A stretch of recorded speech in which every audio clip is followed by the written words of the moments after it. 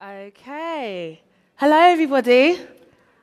Okay, so what we're going to do is we're going to put a bit more energy. I know today's Monday, so I need a little bit more of energy. Hello, everybody. Hello, everybody. Okay, don't let anyone think because we do fashion that we don't have energy, okay? It's been a great weekend. Has everyone had a great weekend? Yeah? Okay, so today's going to be even better. So first and foremost, welcome to Identity Creates. Can we get a little woo going? Yes. So we will be talking about fast forward fashion, everything fashion, the future of fashion, and tech, the new way of fashion, okay? I will be your host for the evening. My name is Mika Abraham. I'm a brand partnership manager, so I completely understand the field that we're in, and it's going to be excited. Is this side excited? Yeah, sure? This side excited? You love it. See, the energy needs to match from this side, guys. The energy needs to match. So we have a very, very exciting panel, the creme de la creme, I will say. We have speakers from ASOS, By Rotation, Farfetch, and Everyday Fit. So you guys, this is not just no average panel, okay? You are going to be getting some wisdom and some knowledge. And this is, I would say, it's like $1,000,000 knowledge, okay? So make sure you get your notepad, your pens, because they're going to be learning some things. And you get a chance to network with these people that you don't get to see every day. So we're excited about that. Perfect. Okay, so just a little bit of house rules, the boring stuff. So the toilets are to my right, will be to your left, and the fire exits are just to the side of me. I feel like a plane. I forgot what they call them now. Yes, so the fire exits are just to the side of me, and that's where they are. So, and during the panel discussions, we do also ask that if you do have any questions, don't feel free that you can't lift up your hands and say, hey, I have a question. We want it to be as interactive as possible. Again, I always say that these panels are not just for us to speak directly just to the panelists, but for us to have a conversation. So if there's any information that you want to hear or anything that you want to ask, please feel free to do so. Are you all good with that? Yeah, we are good? Okay, let's go. So first and foremost, I'm going to start off with a little icebreaker. So with the icebreaker, what I'm going to do is get you to ask the person next to you 2 things about them and vice versa. So I'm going to give you a little 2-3 minutes to do that, yeah? So the person that's next to you, there's a reason why I get you to do this. So turn to the person that's to your left or to your right, find out 3 to 2 things about them, 2 to 3 things about them, and yeah.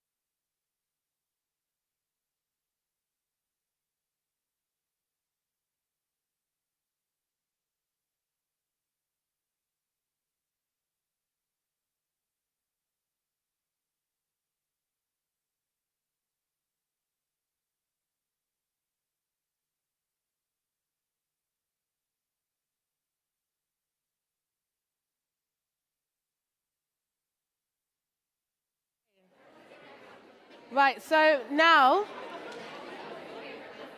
okay, so now, if I can get everyone's attention, please. So now I'm going to get you to turn to somebody else and find out 2 to 3 things about them. And the reason why we do stuff like this, because I think what we have to realize, when you're in the creative industry, everything is about who you know and word of mouth. Not all the time that you go into certain establishments where it's by CV. So you don't know who the person is that's sitting next to you, who they could be in the next couple of years. Maybe there's somebody that could help you right now. So I feel like it's very important in this atmosphere that we're in to really get to know the people that we're working with, especially if you're in fashion. So go to somebody else. You've got 5 minutes. Find out something new about them, and we're going to kick it off.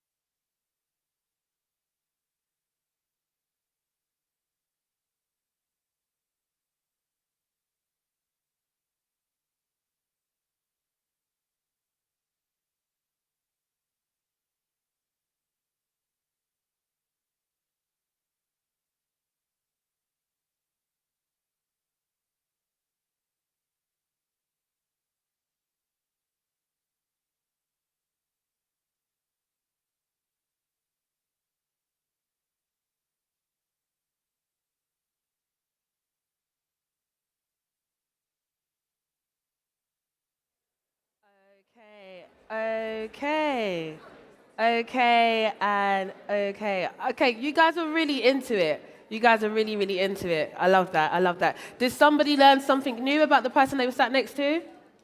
Did somebody make connections? That's what we like. That's what we like. So what you guys came for, the amazing panel that I was speaking about earlier on. So I'm going to bring the guests onto the stage. I want you guys to make them feel welcome when I call them out, give them some round of applause, make some noise for them, because they're going to share some amazing information with you guys. Are you ready? Okay, so we've got Vishal from Farfetch. Please give it up for Vishal as he comes up. Yeah. Are we sitting on our spots? Then we have Vanessa from ASOS. Woo! Please give it up for Vanessa. Eshita from By Rotation. Woo! And Sarah from Everyday Fit. Amazing. How are you guys? Good. Good? Excited. Me too. I'm very excited. I'm going to be taking down notes. Thank you for joining us. No worries. Thank you. So we're going to kick it off. I started with you, Vanessa, actually, and we'll go this way. Okay. Please tell us about what you do, how you got into your field, in fact. Okay, so I'm Vanessa Spence. I work at ASOS, and my title is Design and Visual Director. So the design bit is I head up all of the ASOS design teams. So that's ASOS Design. I need to try and list them all now and remember. We've basically got 17. So Topshop, Topman, Collusion, there's several others, but then also I oversee the studio as well. So they're all the e-com assets that you see on the site. So I oversee the creation of all of those. Love that. Eshita? Thanks so much for having me here. Hi, everyone. My name is Eshita, and I'm the founder and CEO of By Rotation. We're a social network where you can rent, lend, buy, and sell designer fashion with each other. So you can save money, make money, save the planet, and become friends with each other at the same time. Many reasons to do it. Download the free app. Hint, hint. And in terms of how I got into where I'm doing, so I actually founded By Rotation as a side hustle. I was working in finance, so as an investment analyst for the first 6.5 years of my career. Founded it in April 2019, made the leap in October 2019, so it's our 3rd birthday this week. Oh, wow, congratulations. Thank you. Yeah, we're still afloat. And decided to leave my career and take it full time. So we now have over 300,000 users in the country, and we'll be expanding abroad. So yeah. I love that. Absolutely amazing. Can we give a round of applause for Vanessa so far? Okay, then we have Sarah. Hi. Hi, Sarah. How did you get into what you're doing now? Okay, guys. Hi, I'm Sarah, and I am the creative director of Everyday Fit. Everyday Fit is our new baby. It's a fast fashion brand which recently launched in February. So we're literally breaking into the industry. Everyday Fit, I actually am not into fashion at all. Ooh. I am actually into just creative direction in general, so in production, TV, film, and I actually do e-commerce. I teach students how to get started on e-commerce, and I thought, okay, how can I express my creative direction in another way? So I decided to go into fast fashion. So I'll be speaking about it a bit more today, but that's me in a nutshell. Amazing. Thank you. Vishal? Hi everyone, I'm Vish. I'm from Farfetch, and what I do at Farfetch is oversee the customer and retail strategy team in our future retail division, which is all about sensing the new wave of consumer experiences, where kind of luxury retail is going. So the team really look at cultural clues, the kind of technology trends, what's happening in the world, to then identify what will be, how will that translate into retail and luxury experiences. So my background is all around kind of luxury and consumer lifestyle brands.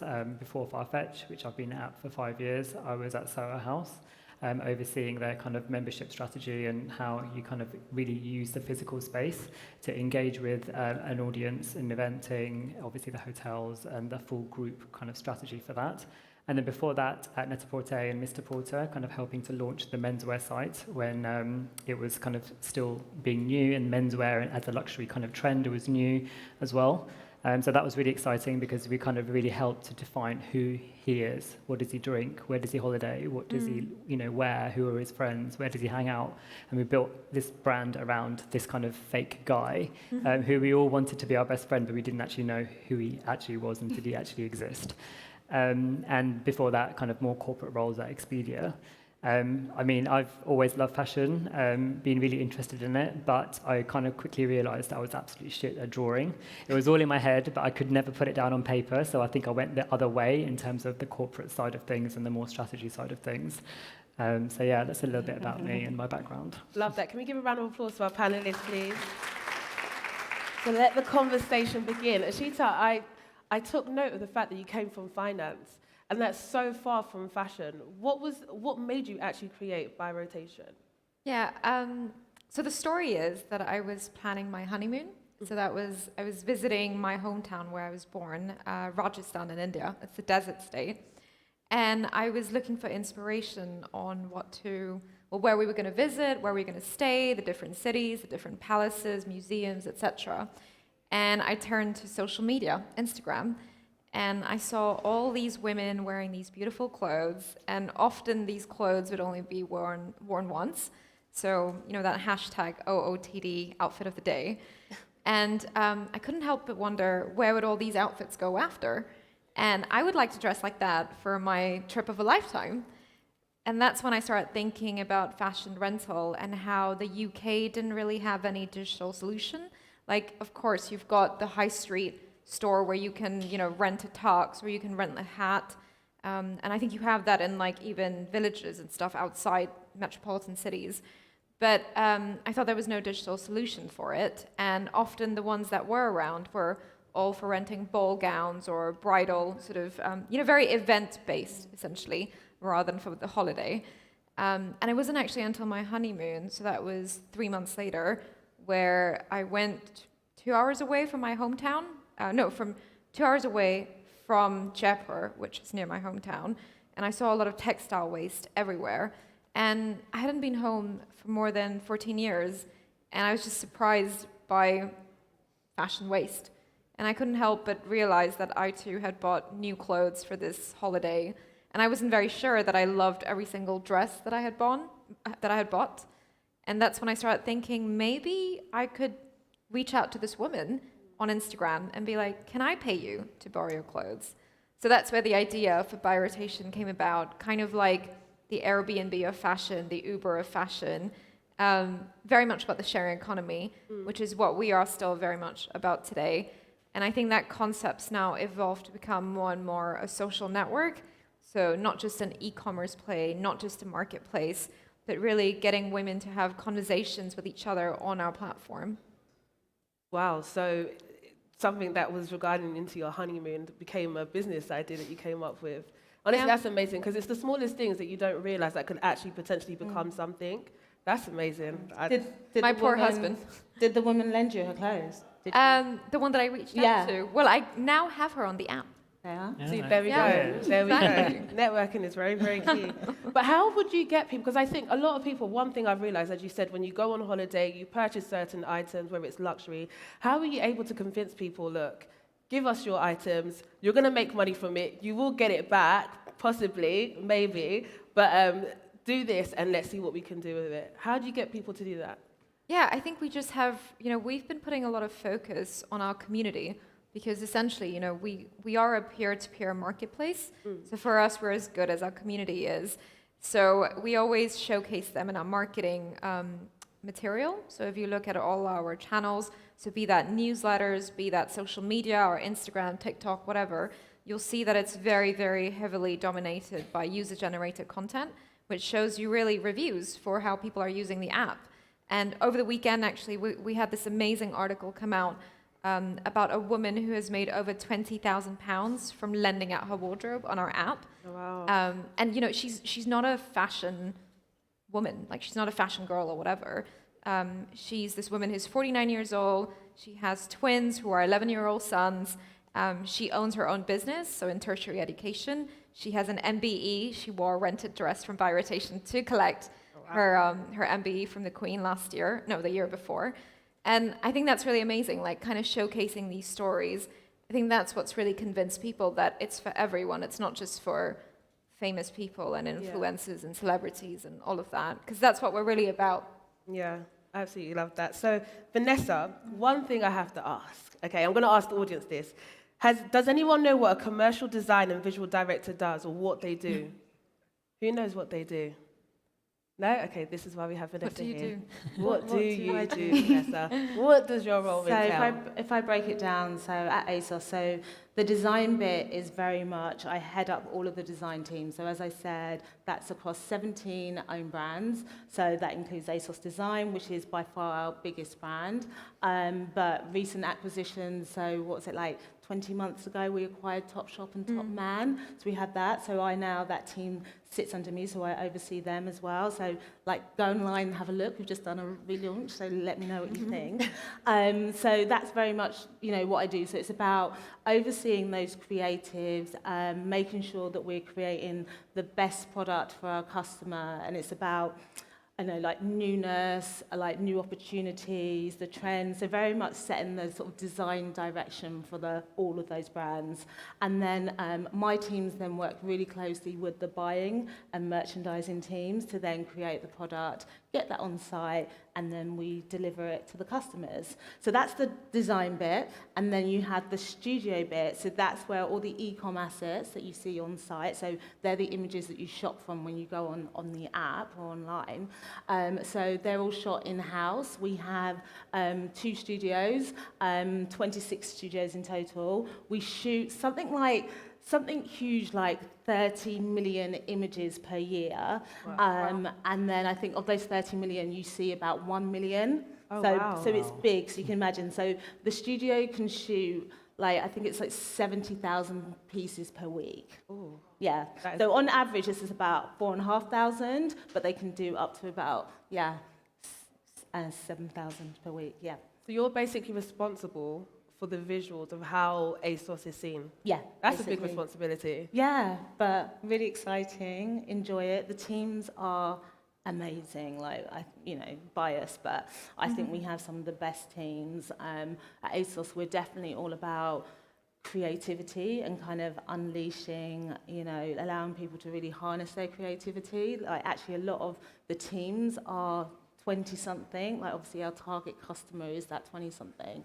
So I think it's something like 61% of our commercial teams are in their 20s. So we're very much about harnessing that kind of energy, that knowledge, that, creativity and bringing that to the customer. I think that's really important. That's very, very Yeah. important.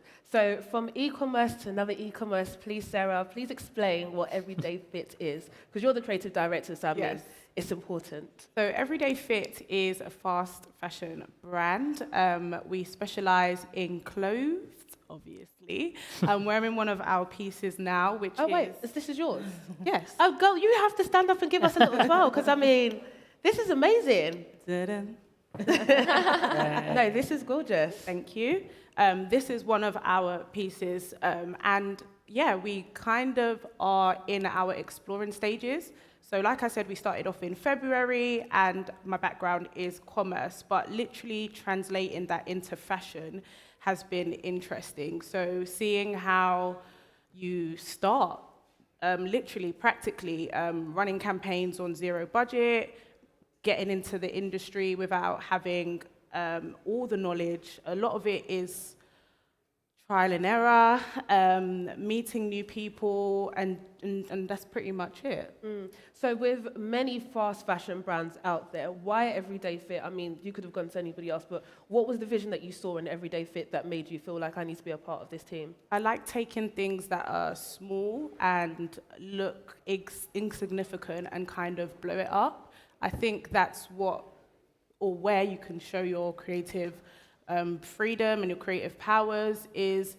I get the big industries, which is awesome, but also starting with the smaller brands and seeing what you can really do. So looking at, let's take a Louis Vuitton, and we saw the difference and the change that a Virgil had when he stepped in. So it's kind of making that difference in a brand or in any industry that you want to get into, whether it's within fashion, but not necessarily the e-commerce side, but the styling side. How can you create that difference through what you do? So I kind of like working on small projects and making them big. I like challenges. I love that, because I feel that's what fashion is all about. I don't know if you guys agree, but taking something from nothing to something. Yeah, Yeah, but exactly. even if I think at ASOS, I started ASOS 15 years ago, so it was about 7 years into the start of it. When I first started, I was the third designer to start. I remember having to beg suppliers to do things and be like, please, can you let us have 150 units? And like now, you know, so yeah, there's literally loads of for us. opportunity. Definitely. Yeah. Definitely. So, Vishal, come Hi. to you. Farfetch. Now, I am a fan of Farfetch. I absolutely love Farfetch. Farfetch has my bank account on ropes. Right? That means you're doing a good job. Pardon? Good job. We're doing a Good job. But please tell us about your role at Farfetch and how you even came into that role, actually. Yeah, sure. So, I mean, like, as I mentioned earlier, my overall role is senior head of customer and retail strategy. And what this really means is what we try to do is really kind of forecast where the industry is moving and, more importantly, where that customer is moving. There's no point going faster than the customer is ready to go. So we're always looking at the current trends around kind of social sciences, cultural movements, tech trends, retail trends, looking at all, what is happening in the space. I mean, look, we even came to this store when it opened to understand, how is tech being used in this kind of environment as well. Taking all those clues and then almost trying to work out, like, where and how does that work in furthering the agenda of luxury retail. So, it starts off with understanding the trends, then working out what those themes actually could be, and then actually presenting those themes to Farfetch internally. We work obviously with Browns, which is part of our kind of group of companies as well. We have a store on Brook Street, which is a real kind of showcase in terms of some of those trends that we've seen affecting retail. Why should customers actually want to shop in physical stores when on click, on demand, on app is so easy? There is still a need for physical retail. And really, we know from those trends that what it was like 5, 6, 7, 8 years ago is no longer what it's needed to be right now.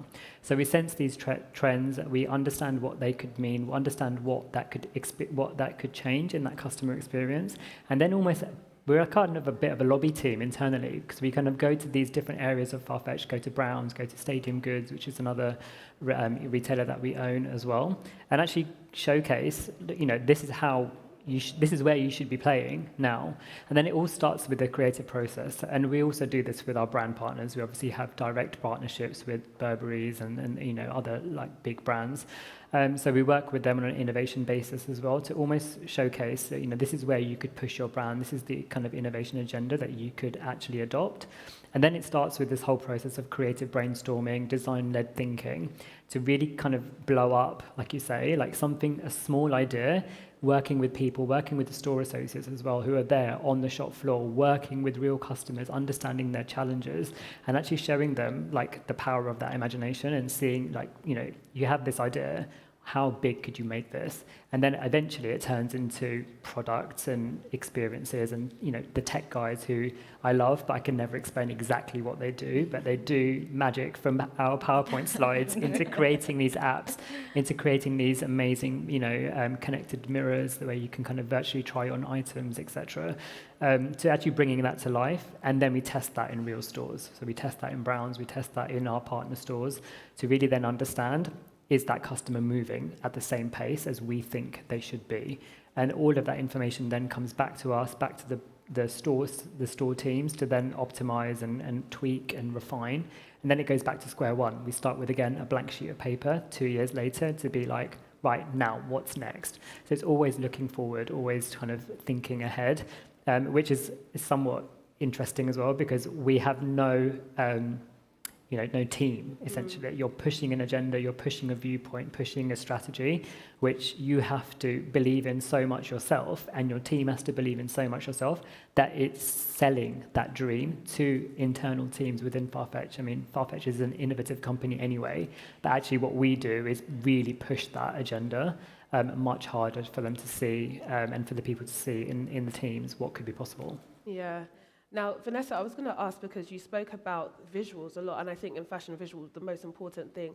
How do you keep the visuals relevant and not boring, let's just say, so people can keep engaged? Because as we're going into tech, how do people keep engaged in ASOS and not feel like, if I can go somewhere else that's more appealing, I'll go over there. But with ASOS, you're seeing it's always current, always up to date. It's never lacking, as people will say. So how do you keep that going? I'd say there's a few things really. I think, everything we do, like our kind of mission statement is we put our customer first. So we're always thinking about what our customer wants. Back to that point where I talked about the teams and the teams being 20-somethings themselves, like really listening to them to make sure you get that relevancy within the images, and we're always moving. I think the beauty of ASOS is the fact that we have got this, we've got our 17 in-house own brands, but then we've also got it's like nearly 900 third partner brands. So we can do really amazing things and really push some of those brands. So for example, we did something a few months ago where we did a shoot for Nike, and it was really about, pushing them maybe out of their boundaries, what they would normally do, because it was for our fashion-loving 20-something customer. So, things like that, we can really be relevant because the site is so big and so wide. We've got the opportunity to tell lots of different stories, so we can have different aesthetics for the different brands. So, again, as an example, like Topshop's just launched, it has a completely different aesthetic to ASOS design. So I think that gives us a real opportunity to have all of those different kind of, messages, keep it fresh, keep it relevant for the customers. 5,000 things going live every week, that's another route as well. But I think the main thing is, just constantly thinking about your customer and what they want. And Eshita, for you, how are you able, with By Rotation, able to keep that inflow of work coming in, inflow of products coming in, so that your company also stays relevant as well? Yeah, I think for us, it's really about getting people to share what they have with each other. So again, the stories, like how you can make over £20,000 from lending out your wardrobe. I mean, on average, we're adding about 300 items on the app every day, which is super exciting. We have over 42,000 items listed on the app. We don't own any of it, and it's worth over £17 million. So that's something that we don't have to pay for it because it belongs to people. It sits in their wardrobes. So it's really the largest shared wardrobe in the country. So as long as people are happy to continue to list what they're investing in, hopefully they're sharing it with our community. I think what's been really exciting, though, is that we've been kind of tracking, and that's the data and analytics side of it. We've been tracking some of our top rotators, super rotators as we call them. And it's been really interesting to see that they've been kind of steering away from buying fast fashion and instead investing more in quality pieces from designers themselves, because they know that they can spread the cost of investing in that piece by lending it out to others. So it's actually made a lot of our users much more strategic and conscious about their shopping habits. And that's an unintended consequence of just the rental phenomenon, I would say. And I'm very proud about that. That's what we're pushing more, a more conscious consumer. Yeah. And Sarah, with you being new into the e-commerce space, what are the things that you've noticed within this space? Oh, that's broad. What do you mean? So in terms of you being new, coming into it, and it being as broad as you said, what are the things that you've learned about let's say, how big some of the campaigns that some of you would have to do, or even working with different brands, or even as they were talking about the products that you get coming in? Yeah, I think for a new brand, you're up against the bigger brands, and you find it difficult. You may find it difficult in terms of keeping up with their content, for one, their stock, their access, their everything. So you almost have to work very smartly. So some of our campaigns, we've done it on like a £2,000 budget. I know it may sound expensive or small to some people, but it's literally like grab what you have, grab what you can get and make it work. I don't know if they can put up one of the pictures for one of our campaigns that we've done for summer, but that one I literally had to find my friend's house, use their garden because they live in a mansion, get their garden and create a set. So we created our own set, which was with a couch and flowers, and we just made it look beautiful. So things like having to be really innovative and work on a small budget is how you kind of project yourself as you've got a big team and a big budget to other people, which in reality you don't. So that's one of the ways in terms of how you can be kind of more creative and a bit more interesting in that aspect. In terms of stock, what you can do if you're starting off as a new brand is you can actually kind of do drop shipping. It's very risky, but it's good if you want to start, but you don't have the amount of money for a large amount of stock.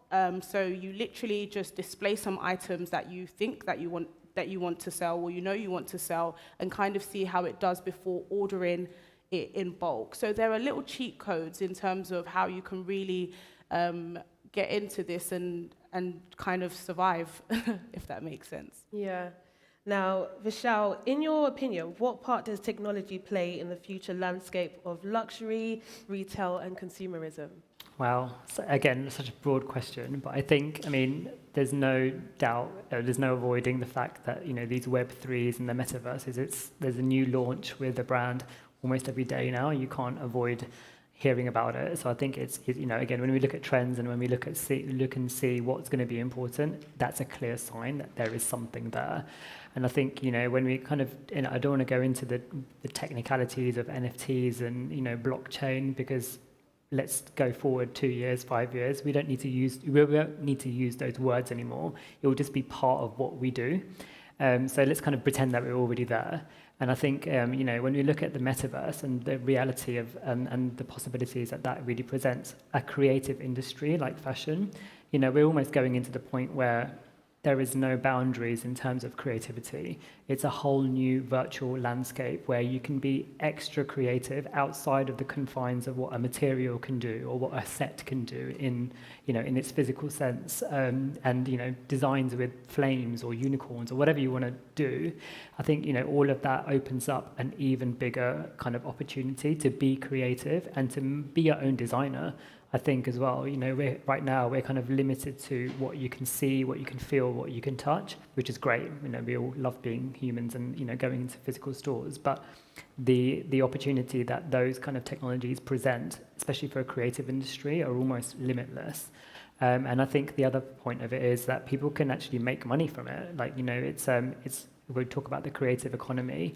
When we look at things like, again, blockchain, you can sell your own digital fashion that you could create in your bedroom as a side hustle and actually create a name for yourself, create your own brand without having to worry about where the fabric is coming from or what factory you're using. So I think, when we're talking about the future of fashion, yes, there's the digitization of stores, there's sustainability and new fabrics and new materials, but there's also a tech-enabled language and an area which is really we're only just scratching the surface of. And I think at Farfetch, and what we want to do is be there first and be there with the Gucci's and collaborate with those players in these virtual worlds, to really start to understand what it could actually mean for people in the real world. Yeah.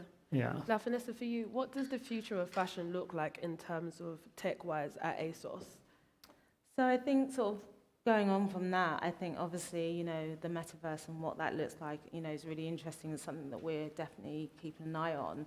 But I think from a true product point of view, it's about, changing how our current models in terms of, design and buying, merchandising.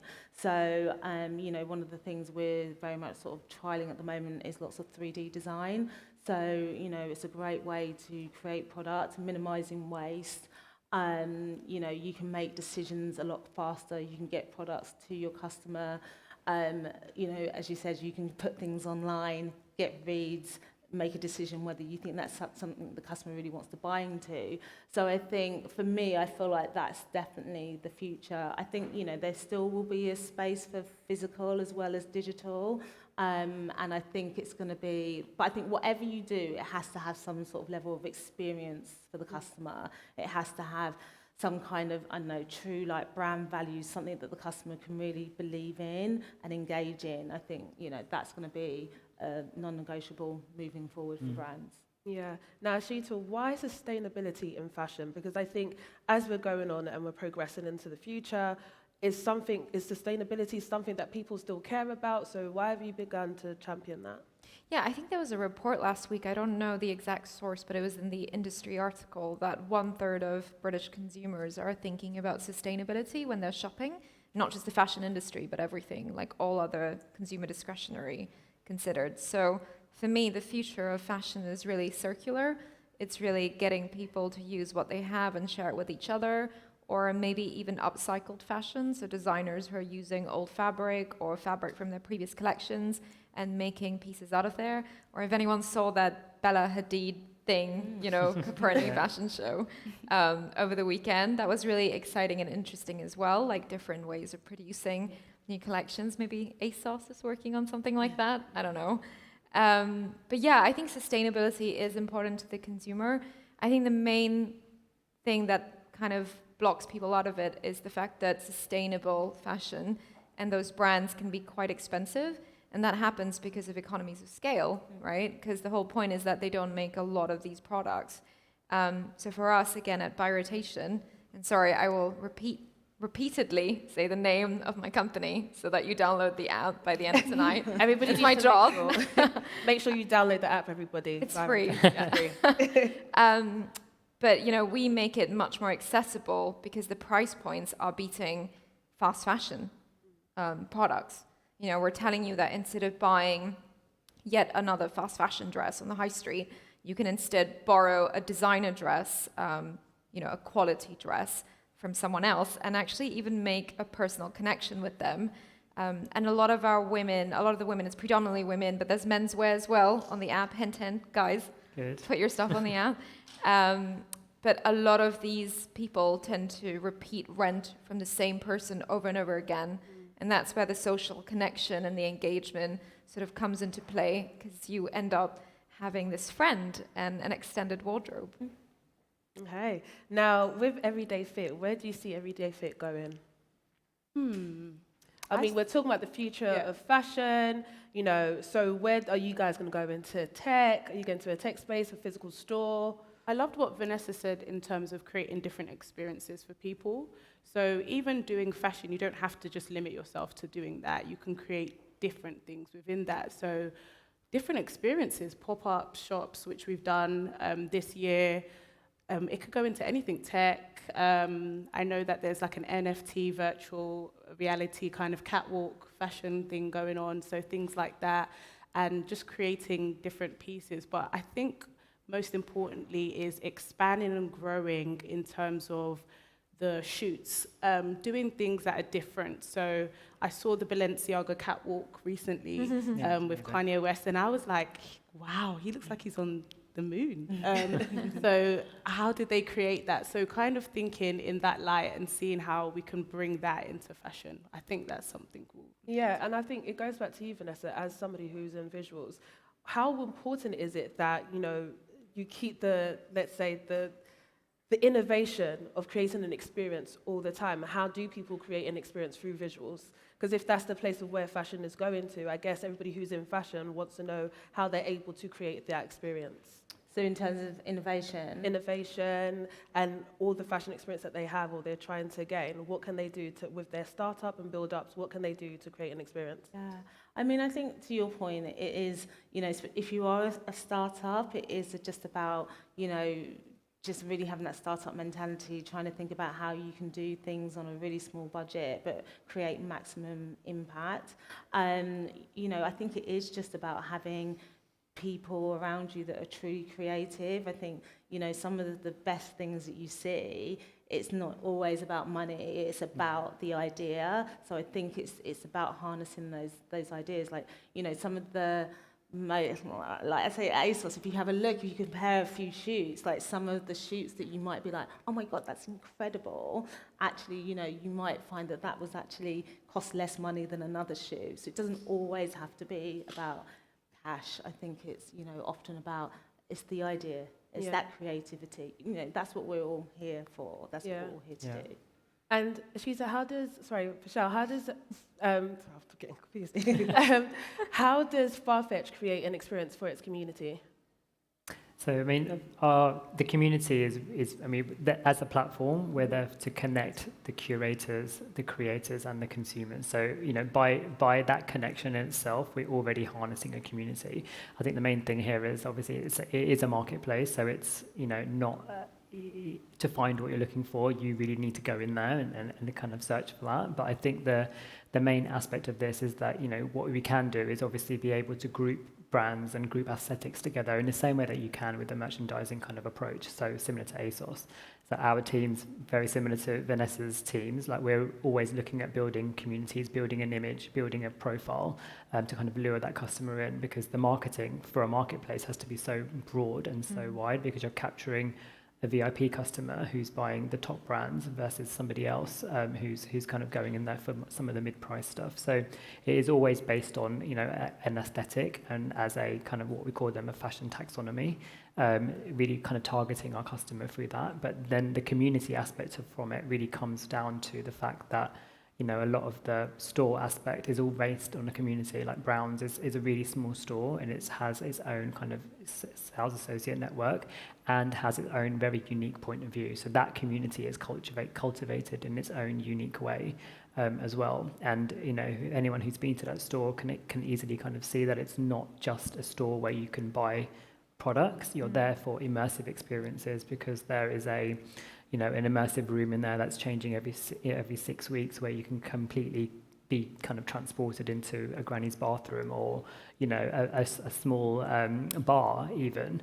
There's exhibitions from new and up and coming designers where you want to kind of use that as a platform for launching a brand. So there's always something new in there, and I think, you know, again, it's cultivating a community and making you want to come back to that space outside of just shopping. Yeah, and speaking about fashion and community, how important is community in each and every single one of your brands? Because I think essentially if you don't have a community, there is no brand per se. So for individually, how has your community helped build your brand? Yeah, I mean, at ASOS, a bit like you're saying at Farfetch, we have, you know, we're not just one customer type. We have a whole ream of different customers, and I think that's the beauty of ASOS, it's the beauty of online. We don't just target 120-somethings. We're here for everybody. Our kind of mission is also to kind of give you the confidence to be whoever you want to be. So I think, you know, that's how we do it. So whether that's through social media, you know, just listening to our customers as well and bringing that community together, I think it's really important. So for you? Yeah, I think for us, it's everything, because we are a peer-to-peer marketplace. So yeah, it's everything for us, community. Yeah. Yeah, customer engagement, the community is very important, because when we look at previous brands that may have faded off, you actually realize one of their main things that they was missing was that customer and community engagement. So that's one thing that we continuously do through social media. That's very important. Very important. I saw somebody with their hand up. Do you still want to ask a question? Yeah. If you can just stand up so everyone can hear you.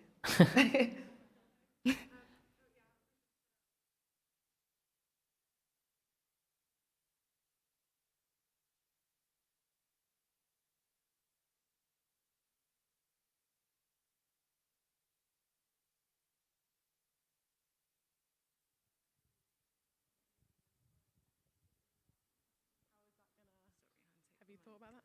Oh, I finished now. Okay, number one, you have to tell yourself the truth. It's not different. It may never be different to a lot of fast fashion brands out there. That's why we're kind of in that cluster called fast fashion.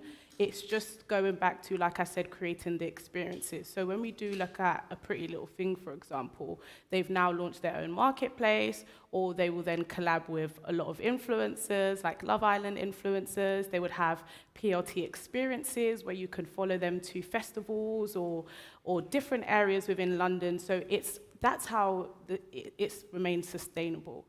It's not necessarily, I don't think, their clothes. It still goes back to that customer engagement. So when we look at Everyday Fit, it's almost, can we top them? That's the question that we're constantly thinking of every day. How can we top them within the experiences? It might not be our clothes, but again, like Vanessa said, catering to many different people, but through experiences. That's one way.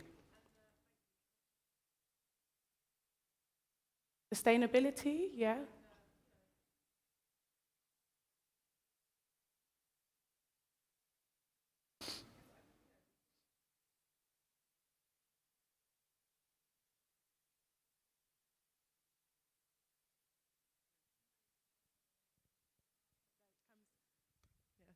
there comes that thing of, I'm going to make the most out of this piece.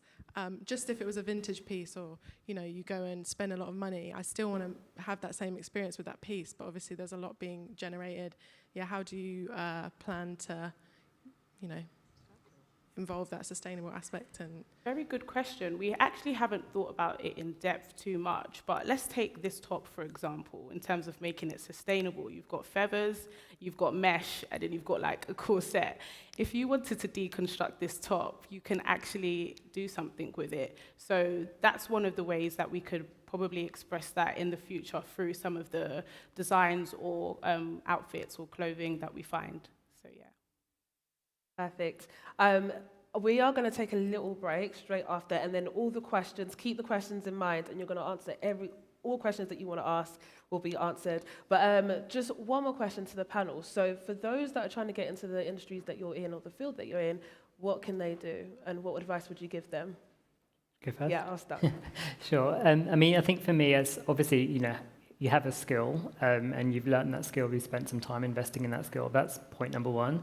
But I think the other point that I would kind of really emphasize is really do the homework, like be really, really aware of the industry and treat it a bit of a project, I think. You need to be really on top of your game in terms of understanding the industry, understanding the challenges that the industry faces, and spinning that background in terms of what are you going to do to really be able to answer to those challenges. Because I think, when you go to an interview, and this is my kind of, kind of real first-hand, knowledge on this, is that you can go to an interview and you can quite easily talk about what you do. But I think the thing that really makes, which is everyone can do that. I mean, everyone who's applied to that job can do that job, most likely. It's similar transferable skills. What will really set you apart is how you can kind of start to demonstrate how much you know the industry and how much you obviously know that company as well.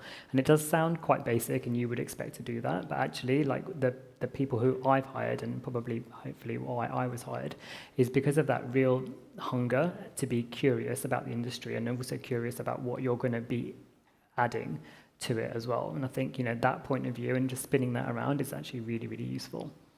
Sarah, for you? Somebody wants to create their own everyday fit, well, not everyday fit, because it's already been taken, but create their own startup. What advice would you give to them, being a creative director, and even being someone who's hands-on? What can they do to... There's a lot. I'm trying to think of one. I mean, it doesn't have to be one. It could be 1, 2, 3. But I think for those... is anyone starting a startup by any chance? A fashion startup? So I think with the majority that we have here... I would say for campaigns, use your friends. Instead of kind of finding models, use your friends, people that you know, get them on board. Again, going back to shoots, using everything and anything that you have around you. If it's your house, your underground parking, your car, anything, just using that. And going back to research as well, doing a lot of research, making sure you're on trend, and hiring, if you are going to hire, the people that matter the most. So if it's an illustrator that you need, getting an illustrator on board, a social media rep. So kind of really being particular with who your team is at first, because you don't have the budget for it. So seeing what's the most important as well, and kind of taking it from there. So those are kind of 3 things I would say. Yeah. Now, Eshita, for you, from finance to fashion, what advice would you give to somebody who's transitioning from, let's say, another industry into fashion? What advice would you give them to create their own? I think you said something in the beginning before starting the panel about how network is really important. Yeah. And I realized that in fashion, it's all about who you know, sometimes not what you know, which I don't really agree with, to be honest. But it is the way it is. So do come for events like these, do network with each other, do network with the people who organize the event, the panelists. It does really help you, even though you might think it might be nothing today. And I guess just when you're kind of starting a startup, I think the main thing to ask is, what is the solution that you're really trying to solve? And is there already an existing solution, or quite a few? And how are you going to be better than them? Because I feel like a lot of times there's too many grocery delivery startups. I'm sorry, but do we really need that many? Yeah. So it's not an efficient use of resources. So that's something to really ask yourself. And I think the third thing is, if you want to found your own business or startup, just know that you will never be the same person that you were when you decided to take that decision, because it is, yeah, it's a very, very tough journey, to be honest, and very lonely. And everything that you see in terms of press and marketing, it's all the highlights. No one's telling you the truth about it. So just be very, very honest with yourself. What is the reason that you want to do this? Do you actually want to come up with a solution that's going to be better for the planet and for yourself and for the society? Or is it just another kind of fun project that you want to test out? Yeah, that's very important. I think sometimes when you go to panels, some people don't really give you the honest truth about how things are, especially in the industry that they're in. So very grateful for that. Vanessa? I mean, I'd say similar. I think the networking thing's really important. I think, for me, I don't think I'd be here if I hadn't done all the kind of networking and work experience that I did on the lead up, and I was kind of doing like work experience from the age of 14. It's probably illegal, but I was like, I was just, and I was right in those days, because it's so long ago, you didn't really have email, so I was having to write to people. And, loads of people said no, but, I had that, 1-2 people that kind of was like, I'm going to give them a chance. Somebody, I guess, like me today would look and be like, actually, no, we should give people the opportunity and give them, an opening into the industry. I would say the same as you, Vish. Like, you have to know your stuff when you go into that interview. Like, anyone can read Wikipedia. I know what ASOS is. I know how many customers we have. It's, that next level. Like, what can you offer the business? If you're coming for a design job, try and change your portfolio slightly to speak to ASOS. If you haven't got something in there that speaks to ASOS, even if it's just one page, just something that kind of, that's the difference between you getting, a call back or getting a job or not, because we can kind of see your, and the possibilities. And then the other thing I'd say is, once you're in, don't limit yourself. Like, never just think, this is what I'm going to do, and I'm not going to take any other opportunities. Like, when you're in the workplace, make sure you're networking in the workplace, get to know people in different divisions, different areas, be open to different opportunities. Like, I did an accessories degree, so I started doing accessories. I got an opportunity about a year and a half into my career to be like, do you want to try some clothing? I said yes, and I believe if I didn't say yes to that, I wouldn't be here today, because I think it set me on a different path. So I always say to people, don't limit yourself. Thank you so much. Can we give a round of applause to our panelists, please? Absolutely amazing. So we're going to take a little 5-minute, but what I want to do is to make sure that everyone has all the questions that they want to ask. Please make sure that there are questions that you have, because I don't think after this that... No, we're going to have a networking service, so you will be able to speak to them personally. But if there are any questions that you really want to ask, as the young lady did, which was very, very important, please make sure you have them written down for when we come back, and then you can ask away freely. Is that okay? Yes. Are you guys enjoying yourself so far? Okay, cool. So you've got 5 minutes to go, do what you need to do, then come back and ask all the questions. Thank you, guys. Thanks. Ooh. We still got... Sorry.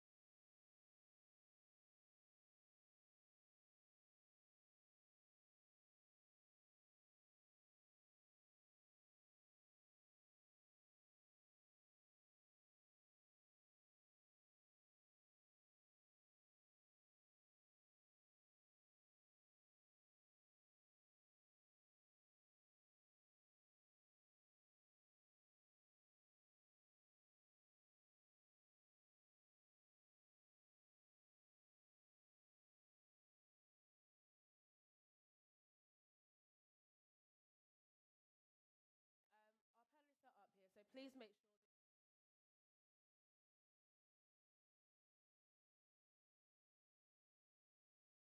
This section, if we can start from the back. Yep, just coming to you now.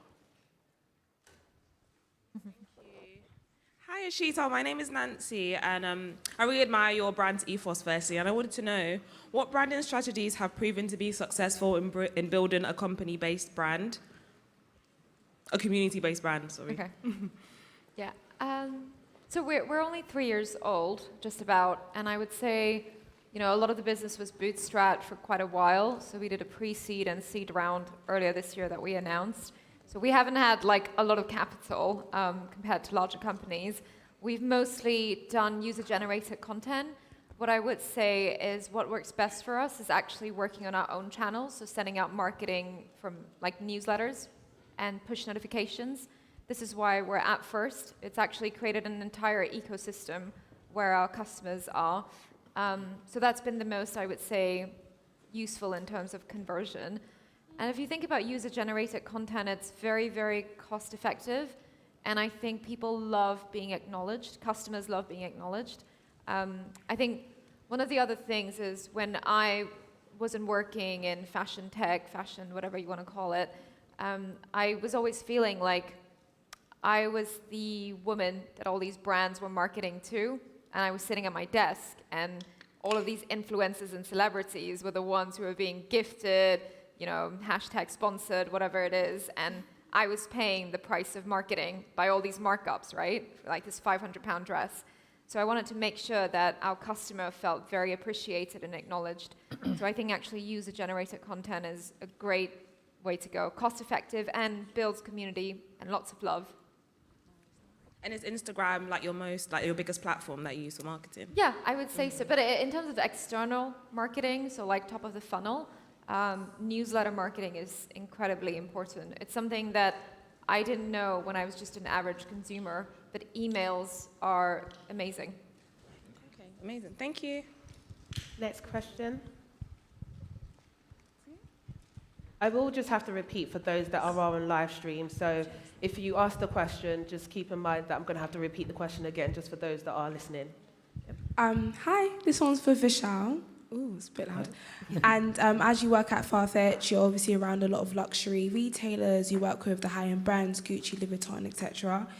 My question for you is, in your definition, what Farfetch stands for, what is their definition of luxury, and how would you advise a young brand, a new startup designer to break through the luxury market and to retail in stores such as Farfetch, Browns, Selfridges, and so on? Yeah, sure. Thank you for the question. I mean, Farfetch is obviously it's not its own label. It's a platform that connects brands to customers around the world. And the curation comes from the fact that, we're able to merchandise all these brands in looks or in certain, we call them sets, so that people can actually expose and be seen, that these brands can be seen. And I think the point here is around, for a brand that's breaking in, obviously there's a lot of noise. And I would say, this is my advice to a brand.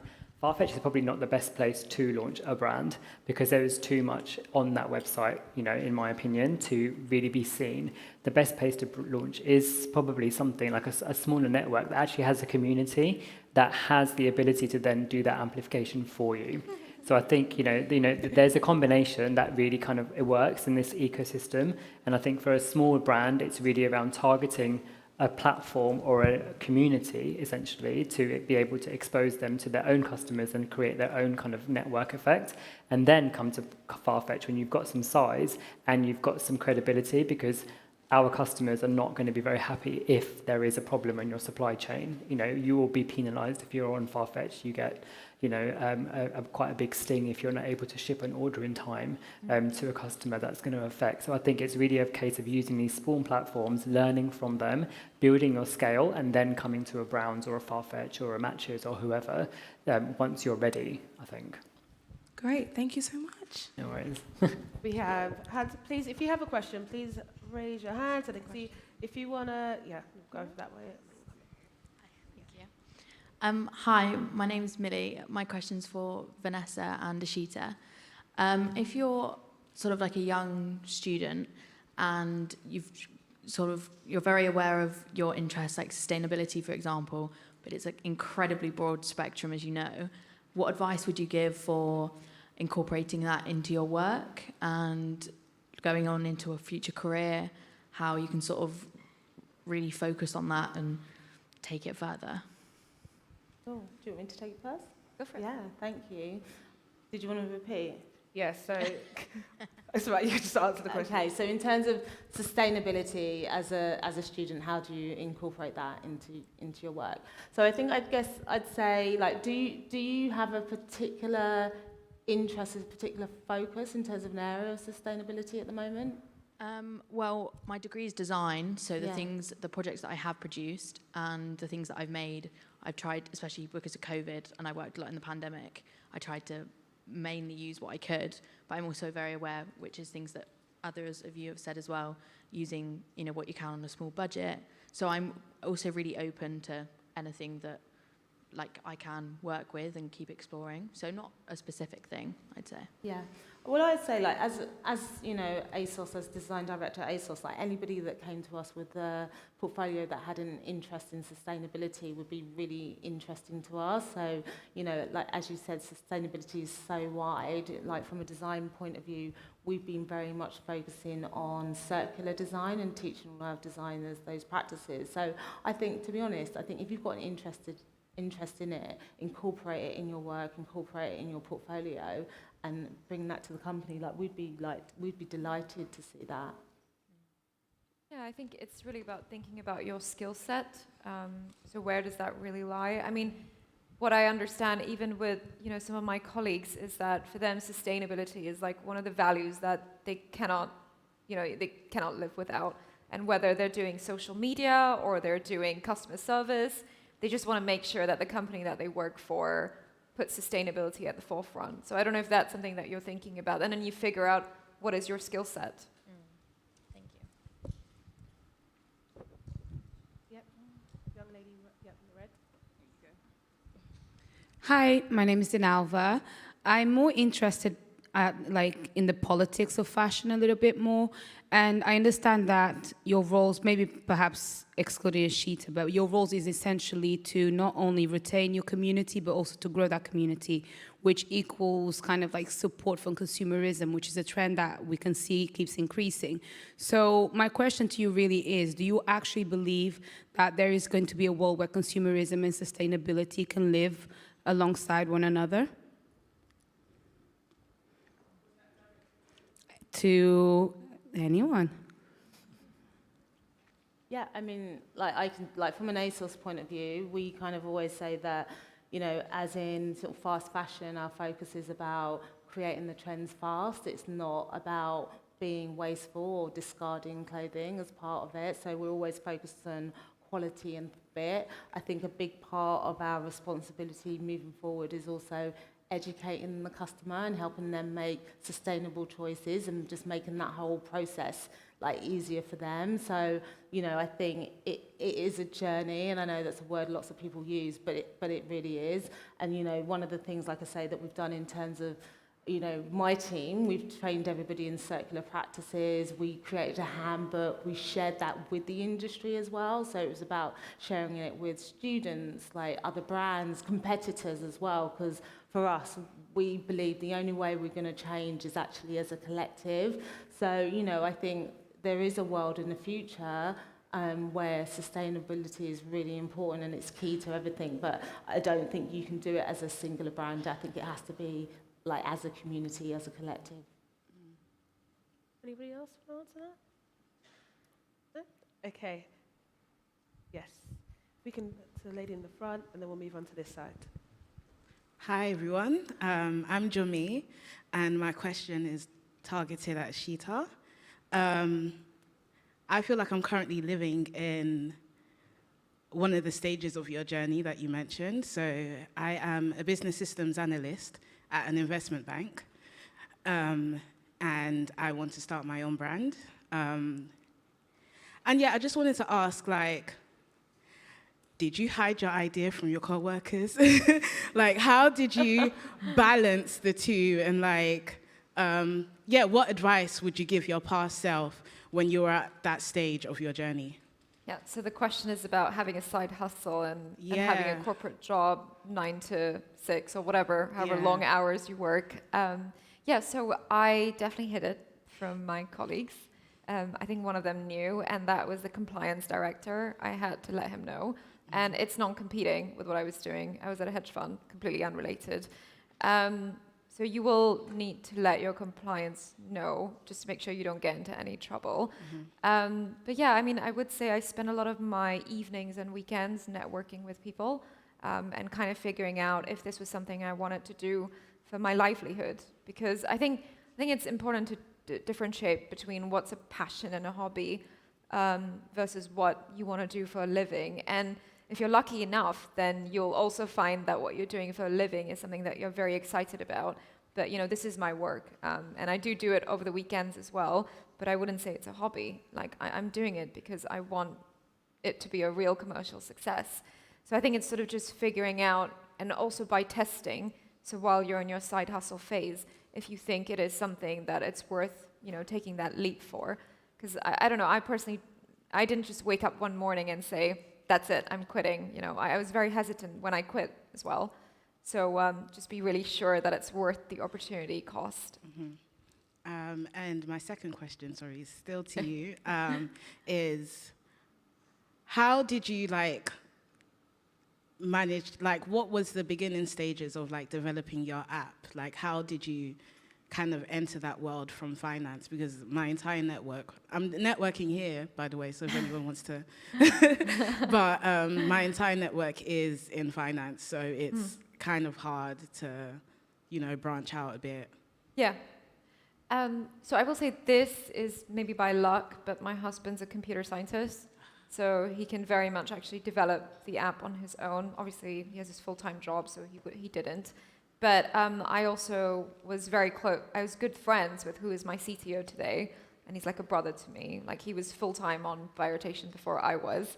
But it was very lucky. Like, it was one of my really good friends, and she said, oh, why don't you ask Vlad? He's designing my husband's company's website. He is much smarter than just doing websites. He can do full apps from scratch. And we started talking, and I remembered meeting him at her wedding many years ago. And next thing you know, we're still working together, and he's my CTO. So I think you just never know who you meet. I was very lucky with that. It does help, however, to have someone in your network who understands product. If you're looking for a technical person, for me, that was my husband. I should say I've been a graphic designer and web designer since the age of 11, so that kind of helped as well. It feels full circle for me. So yeah, just do it on the side, I think, as well. Thank you.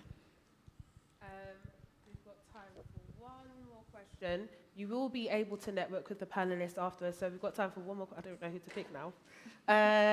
Do I do eeny, meeny, miny, mo? What do I do? You've had your hand up for a while, so. Battle Royale. Thank you. Hi, my name is Jo, and I am a careers consultant in a fashion design, in a fashion business and design school. And during the last 3 to 5 years, we've been building enterprise programs and incubator programs. And we have a variety of speakers that they come in and they discuss about the experiences. And one thing that I found really interested that they've talked about and that the students were really, really interested, that I see that we have here people that they try to open and start their own businesses, are how would you go about, especially at the beginning, and this question goes to Sarah and to Eshita, how do you go about your support system and your mental health?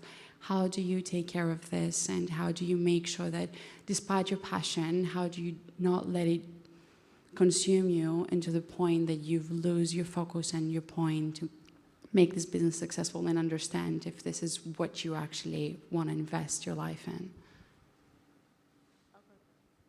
Very interesting question.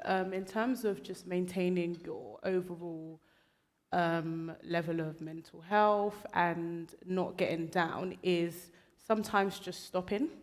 I started and stopped a lot of times. and it helps. So, for example, before I spoke about competing against bigger brands, you have to realize you may not be able to do it yet, but what can you do in your now? So, and eventually, with time and everything else, you will upscale and grow to that level. So being real with yourself in terms of setting goals, making sure you achieve your goals. If you don't, or if you're struggling, stop and start something else. It within the same thing, but try and find a different way and come back to it maybe. So that's something I would advise. I like that, and I want to do that more. Yeah, just sort of, I think step away from it for a little bit. I think for me, and it's maybe like a personality thing, but I just don't really look sideways.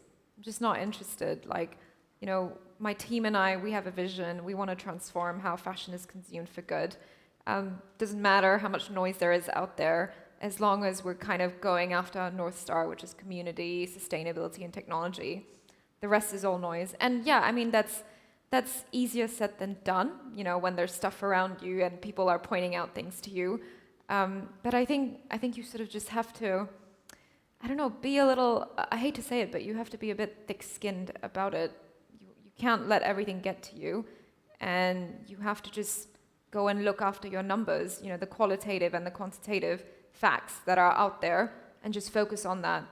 For me, the focus is always on the product and the customers. Everything else is noise. As long as you build a great product, which I do believe that we have been building with our app, people will come themselves. Thank you for this. And one last for both Vanessa and Vish. Your teams, you both talked about your teams, especially you, Vanessa, and how much you loved your team and how close you are to your teams. And both of you are, both of your companies, I would say, have teams that they also appeal to a younger generation. We have a successful recruitment process. You got them in, you have your teams, especially nowadays and after the pandemic. As your ideal, as your employer, because you are practically mentors and leaders to those new recruits, how do you feel that are the best practices to go about keep developing that talent and allowing them to expand their personalities and their skill sets within your teams? Go first. Yeah, I mean, I think a big part of it, like at ASOS, is definitely about allowing that younger generation to have autonomy. Like at ASOS, there is a good level of decision making that does happen at that more kind of entry level. I think the other thing is just being really clear in terms of what's required from those individuals.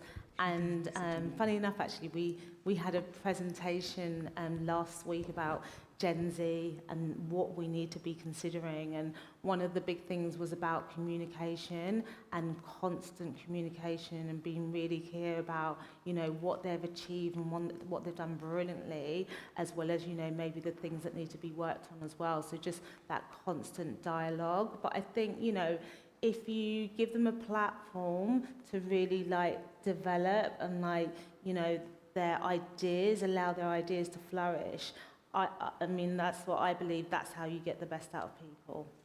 Yeah, I would definitely agree. I think on this point as well, it's like you need to just treat them and really mentor them. I think they're looking up to you as kind of embodying the best of human behavior.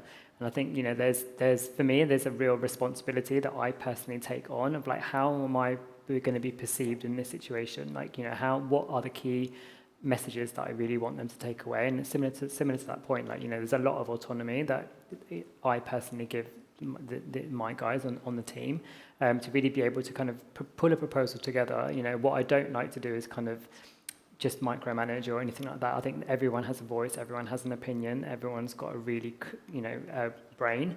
And I think the best thing for us to do is to really allow them to actually have a go at something and just be really open with a brief.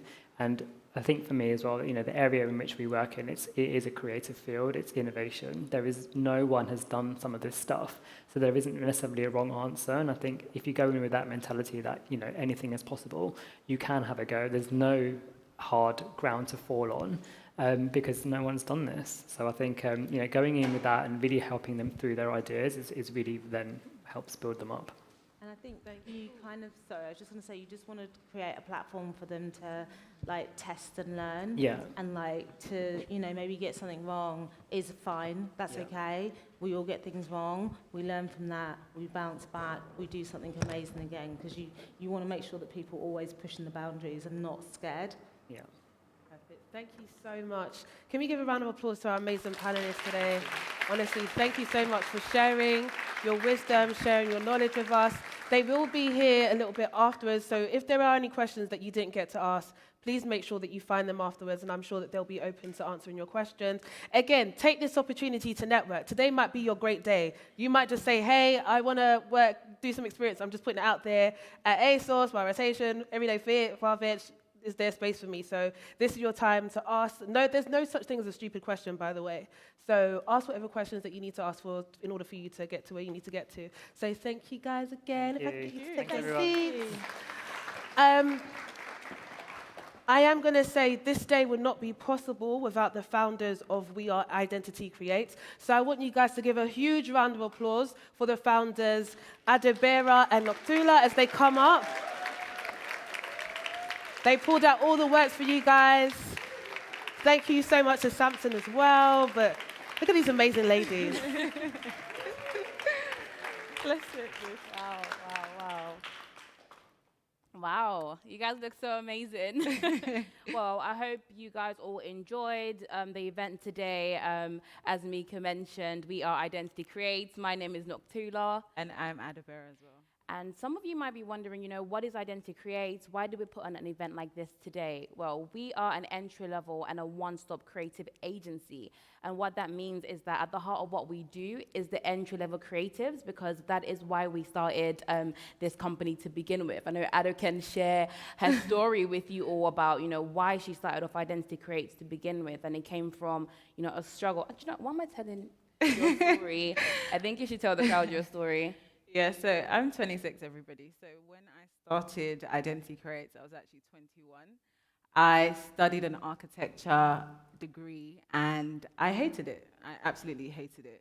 So I don't know where everybody's at and what you guys are studying, but I started Identity Creates out of a problem with, just not being able to have the opportunity to do something that I loved and not having the exposure to the creative industry.